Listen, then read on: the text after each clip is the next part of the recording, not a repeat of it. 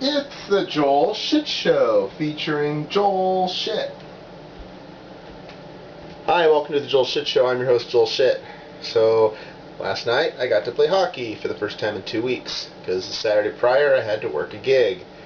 And so we were on second, so I show up for the first game and you guys need subs? The more the merrier, they say. Alright, so I suit up and I get to play on the team that's been undefeated so far this season, the Flying Carpets. All the good players are on that team. They did not do a good job of organizing the rosters this season, I'll put it that way. So, I'm backing up the right wing. Right wing comes off, I go out there, do a 2-minute shift, all in their zone, no stoppage of play because the goalie can't get on the puck. We don't score, but you really get in their head that way.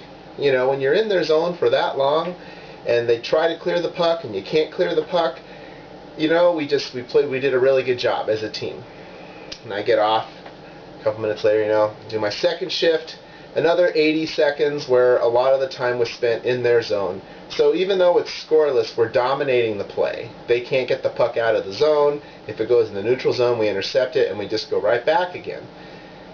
So all of a sudden, my buddy Clem, who plays on the yellow team, the Desert Rats, but he's subbing in on the Christmas trees, the Pharaohs, for this game, during a stoppage and play, comes to our bench and says, "You got to go, Joel." I was like, "What?"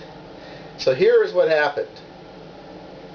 There were 19 players on the two teams that showed up, and so they only needed one sub. But there were 3 subs available: Clem, myself, and this other woman, Krista, who also plays on the yellow team. And the way sub order is determined is by who signs up first. So I signed up second because that's still pretty good, and you know, hooray for me. Clem was out there first. I give him credit for that, and whatever. That's not my beef. It's not my soy textured vegetable protein. So originally we were going to do 11 on 11, but if we did 11 on 11, it would have meant that the other 2 subs, who are from the Desert Rats, would have both got to play.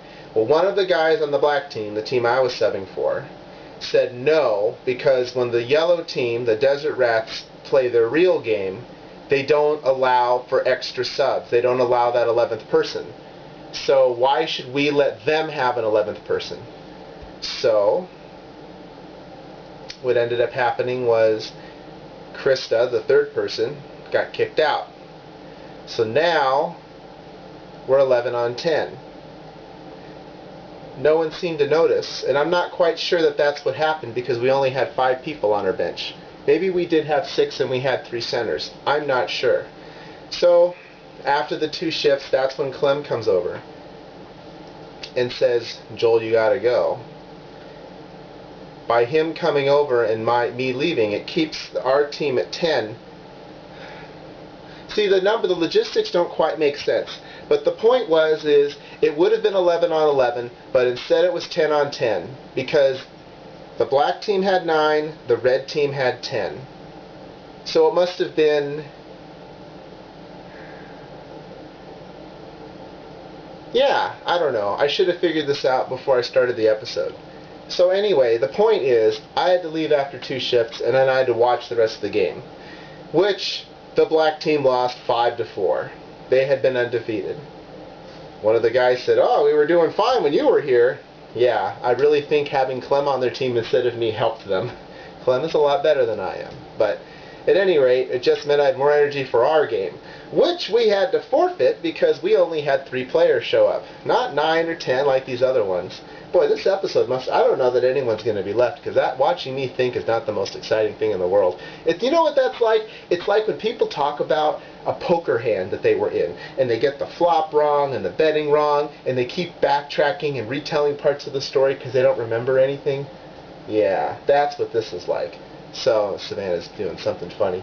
Well, okay, let's look at Savannah. This episode's already gone to hell anyway. What are you doing, Savannah? Alright, let's look at Savannah. Savannah. There she is. She's looking at something outside.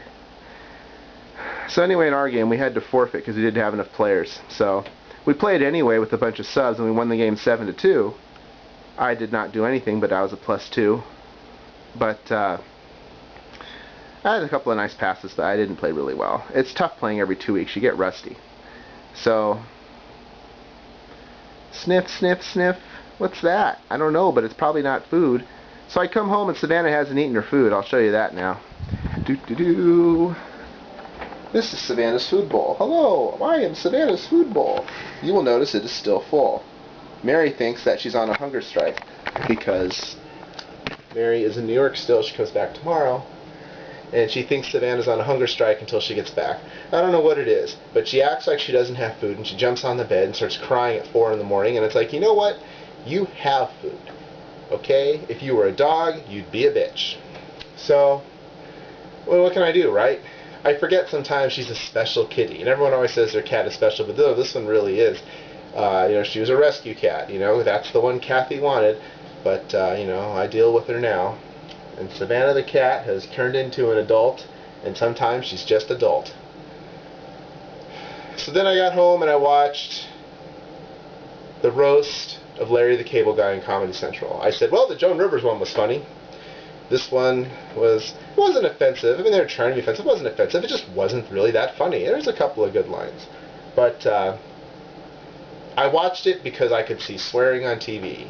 How fucking ridiculous is that? And I needed something to listen to while I was looking at email and other things. So really, I don't know. I guess we'll use Larry the Cable Guy's keywords for today's episode, which is going to piss a lot of people off.